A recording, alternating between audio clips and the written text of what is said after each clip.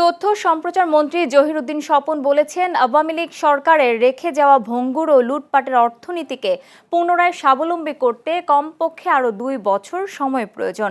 এই সংকটময় সময়ে দেশের উন্নয়ন ও সমৃদ্ধির স্বার্থে জাতীয় পর্যায়ে সামাজিক ও রাজনৈতিক স্থিতিশীলতা বজায় রাখার আহ্বান জানান তিনি।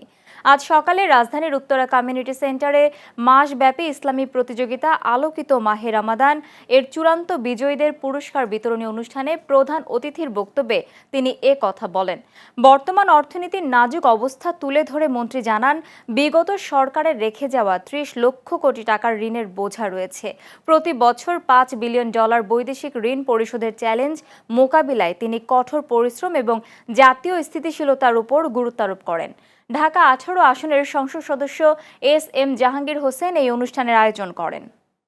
বিগত সরকারের লুট করে যাওয়া অর্থনীতির কারণে 30 লক্ষ কোটি টাকার একটা ঋণের বোঝা আমরা উত্তরাধিকার সূত্রে পেয়েছি।